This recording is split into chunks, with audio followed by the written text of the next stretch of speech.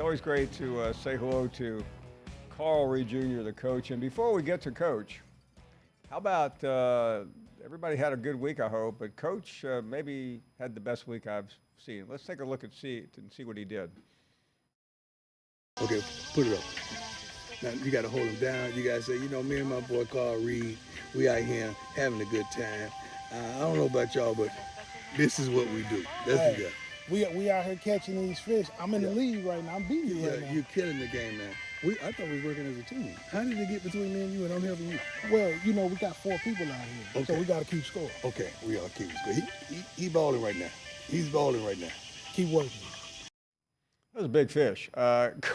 Carl Reed joining us. Coach, listen, a lot of football questions, but I want to know about you in prime. We were down there in Dallas fishing out there on the lake, man. A lot of fish were on the boat. Paul, they were jumping in the boat because they heard how well I can cook them, clean them, and season them up. So every fish wanted to be on my line, and I think that's what gave me the advantage over Prime and our other friends that day. Now, I don't know the fishing waters of Central Texas. What's the fish of choice out there?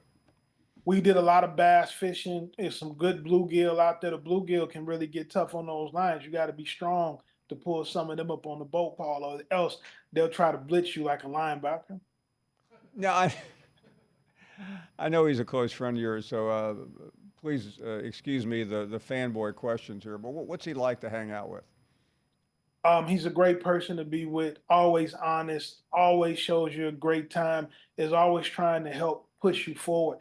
And you would be surprised the amount of guys that call him for advice, whether it be other coaches, other professionals, NFL players. It's always a lot going on, but he's always great to be around. How does he control his schedule? Because, this is somebody in demand. He's got a great staff, led by Connie Schwartz. And then he's got Sam with them. They keep him laid out to the detail, minute to minute, and he's very regimented on how he handles that schedule. Seeing him work day in and day out is watching somebody that's organized at the highest level. Now, Coach, I know the media days. I don't know what they do other than send out a flare that football season is ready, and then some of the pundits pop off, and the next week everybody forgets it, and we get down to the reality. But let's talk real football here. Starting in the SEC, what did you see and hear last week, and what impresses you the most in terms of what these coaches actually have when they show up for camp? Well, you got to start with Georgia. I mean, Georgia with Carson Beck and the guys that they have on defense has to have the lead right now going into the season. At least you would have to think that they would be the favorite and would be really upset that they got left out of the college football playoffs a year ago. Texas coming into the league, right, with Quinn Ewers and the guys that they have at the receiver position and the guys that they have been able to build. When you think about the guy who doesn't get talked about enough on them is the guys that are on the offensive line. They have great offensive linemen. Kelvin Banks, the left tackle, is going to be a top 10 pick in the draft. I mean, so he arguably could be the best player on the team for the Texas Longhorns, and is the key to dealing with some of those elite edge rushers that you get in the SEC. Coach, Alabama was always thought to be a good team, but they seem like they've gotten better while having not played a single game. Is that the momentum of recruiting? Is that just the fact that the reality that Kalen DeBoer is an elite coach? What is it? Well, they've gotten better for the future because they've signed they've gotten commitments rather for some big time recruits led by quarterback Keely Russell out of Texas. And the thing with that is that shows you that the momentum is there. But Kalen DeBoer, I've been saying it since they hired him, is an elite football coach. And because he didn't have ties to the South, there were a lot of questions on how he was going to be. I can tell you how he's going to be. He's going to win a lot of football games at Alabama. Now, is anybody going to win 6 national championships? Not in this era. With the transfer portal, with the NIL, I don't think that anybody can ever again do what Coach Saban was able to do because you won't be able to stockpile your talent like that. But Alabama with Kalen DeBoer is still going to be in the mix. They're still going to be in the race. We're going to see if that secondary can hold up because that would have been their weakness going in, but they have dominated recruiting. You mentioned Mo, and that really is a great indicator. I mean, if you have momentum, people feel good. If you don't, then you start to worry, and sometimes the public doesn't quite catch up with the insiders, people like you. Who else has momentum going on right now in the SEC?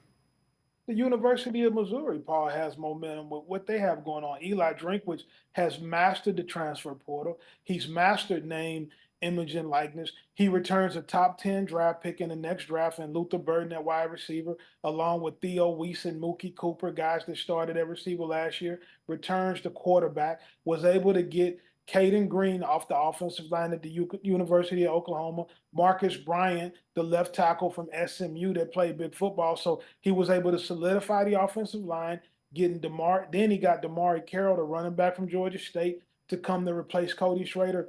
The University of Missouri has big expectations this year, Paul, coming out of the SEC. And I know we don't like to go the other side too often, but I am curious because you hear things. What programs would maybe a little bit concerned about? Everybody's looking at Gainesville to see can Billy Napier get it turned around. You got Graham Mertz back at quarterback, but do you go with DJ Lagway and see what he can do to kind of give you a spark? The Florida Gators have had a rough offseason when you talk about the Jaden Rashada lawsuit as well. Do they have elite talent at the skill positions? Those questions can't be answered yet. But man, Paul, their schedule is brutal. I don't know what Florida and Oklahoma did to deserve the schedules that they got, but they are in a rough, rough spot down in Gainesville. Nationally, we heard a lot about Ohio State this year, this week, I should say. You know their roster. I mean, it's deep, but I want to ask you about the quarterback situation there because even though they got Sayin to come over and they've got a couple of elite recruits and Will Howard over from K-State, what do you make out of that part of the Ohio State roster, which is supposed to have the best roster in college football other than Georgia? The quarterback room is strong. Not just saying as a recruit, you got to also remember they got Aaron Nolan, who was a top 5 recruit as well. Will Howard had success at Kansas State. Is he the guy for Ohio State? A lot of people wanted Cam Ward.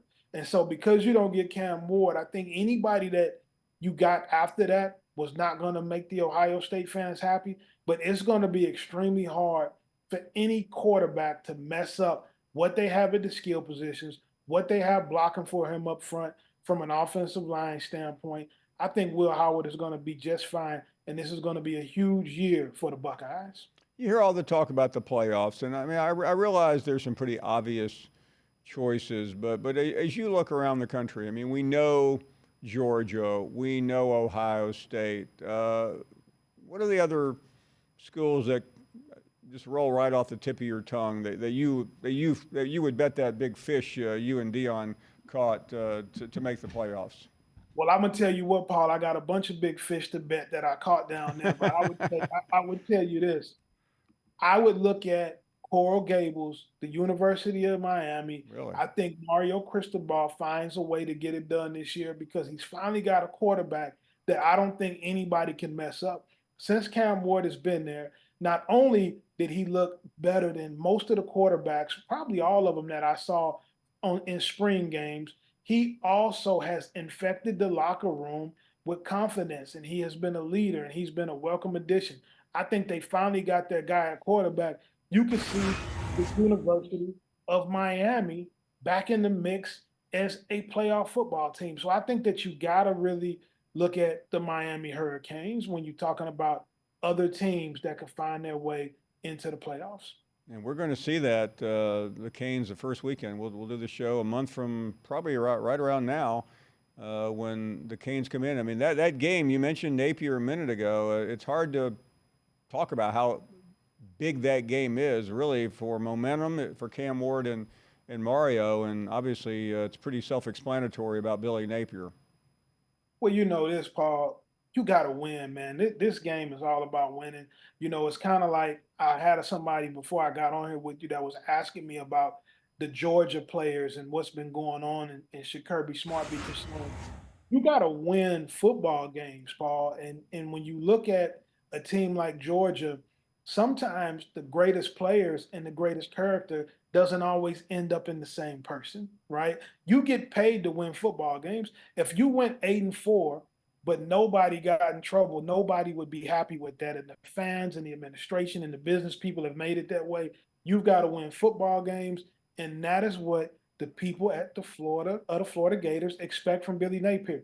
You taking over a job that was once held by Urban Meyer, that was once held by Steve Spurrier, and they have championship expectations in Gainesville, Florida. And if you don't meet them, we all know how the story ends. And let me end with what you mentioned a minute ago, because I had a caller earlier today that was harping on the latest arrest in Athens. And I've maintained, because I lean on people like you for guidance, that there is not a cultural problem at the University of Georgia, but there just seemed to be an inordinate amount of arrests. Could you address the best program in college football, and is there something going on there, or is this just or these things just happen?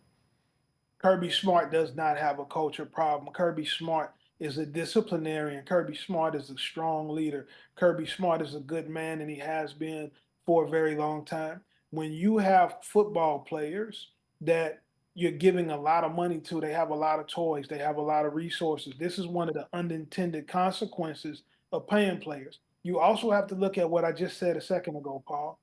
Great character and great player is not the same thing. And we've decided a long time ago in college football that winning is what gets you paid. Winning is what gets you able to keep a job. If you went in and you said, hey, I'm going to recruit this guy's a really great player, this guy's a really good person, you know, who am I going to take? They're going to take the great player 9 times out of 10. Now, if the great player is also a great person and makes great decisions, that does help, you know, and that can give you a rest for a year or two.